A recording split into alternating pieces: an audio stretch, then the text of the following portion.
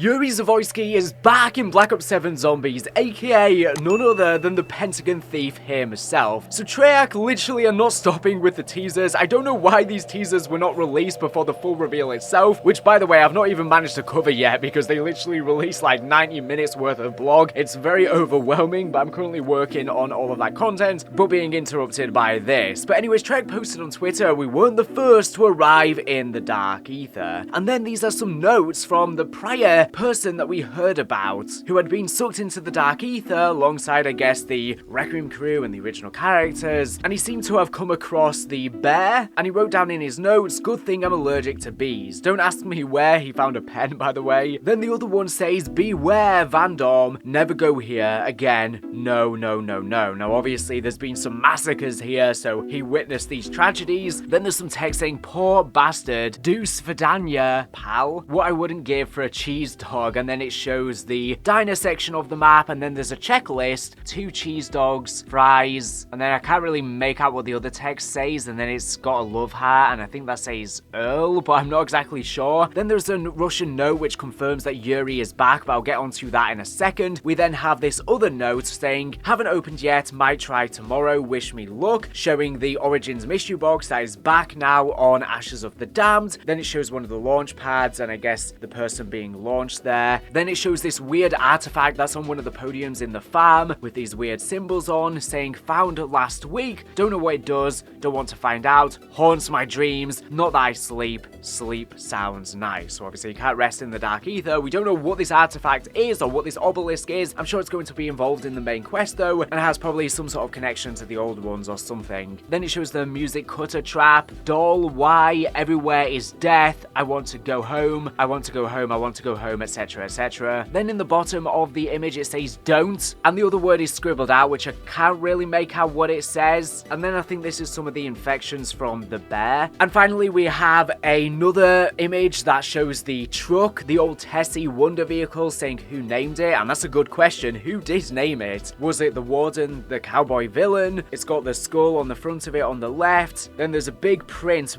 with mud in the front. Then it shows the back of Tessie saying he's a talker but nice enough, with Ted next to it. Obviously Ted is the first upgrade that you can then attach onto the Wonder vehicle, as Ted seems to be in spawn room that you can then attach, and you can also attach the Pack-a-Punch onto the Wonder vehicle at the back as an exhaust that also acts as a booster, and you can find that in Ash Wood. Now in the background of these notes it does appear to be on the same sort of crafting table where there are these reboot wires, which I assume are for the Wonder Truck, and there is also a wrench, and obviously this is probably the spot where you have to repair the vehicle, because we know it can get damaged over time and then you have to repair it. Maybe this is where you actually get it in the first place. So this is the perspective of where we've been seeing these notes from. One of the survivors in the dark ether, they are probably the one that actually made these saw traps that are throughout the map as well. But let's get back to Yuri, because there's this Russian note, and if you actually translate it, it does translate to Yuri Zavoyski. Now I literally just posted a video earlier today talking about characters returning in Black Ops 7 Zombies that have been teased, such as Peter McCain, Gersh, and I did talk about Yuri in there as well. Now obviously Yuri went mad due to Samantha and became the Pentagon thief, but he ultimately died.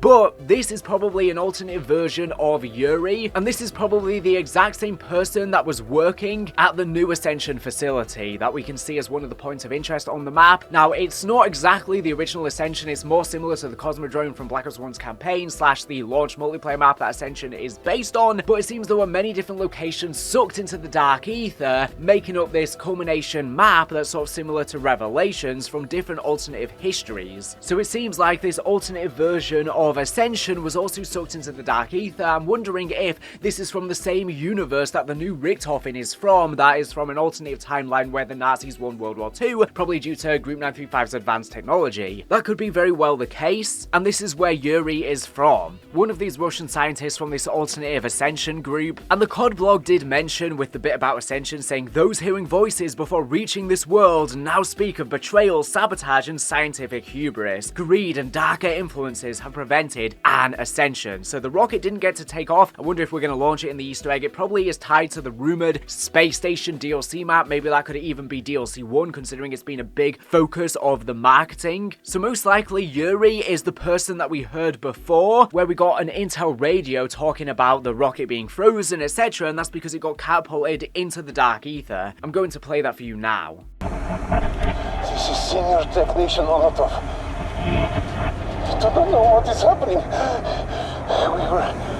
We were in launch, ignition countdown when...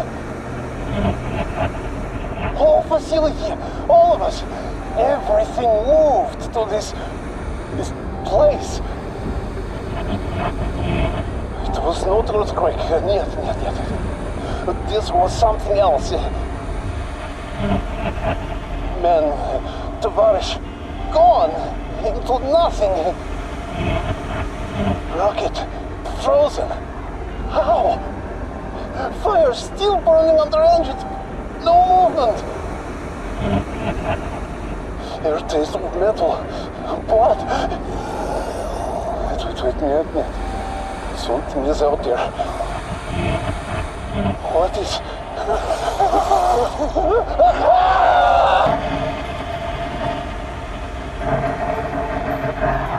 Now, the earlier line, "Nose to Vidania," does imply goodbye. That probably Yuri, upon getting sucked into the Dark Ether, died or at least was assumed dead. So we might just find his deceased body or something in the Dark Ether, or potentially he just died and mutated into some sort of demon now in the Dark Ether that we will encounter on the map. So yeah, this is the Zaya Cosmodrome. Let me know what you think of it in the comments below. I would assume though this alternative Yuri never turns into the Pentagon thief, because from this intel he doesn't seem to have been, and he's still of course working at the Cosmodrome, but he might be susceptible to a lot more corruption now in the Dark Ether, working in secrecy and hearing voices in his head, similar to how he heard Samantha in his head before getting corrupted. He might be hearing alternative voices from within the Dark Ether, from the Shadowsmiths or whatnot. Let me know what you think about Yuri back. This gives me so much hope that so many returning Ether characters, other characters are going to be back as well, such as Gersh maybe. Will we hear about him? I'm not exactly sure, but I'm interested to see how this all ties into the bigger picture of things, and how these different characters have managed to survive when they've been dragged into the Dark Ether. Of course, we had that little teaser talking about hearing voices and betrayal and sabotage, and obviously the Dark Ether corrupts, so chaos is probably breaking loose in Ascension. Anyways, I'll see you with plenty more videos to come. Lots are being worked on right now.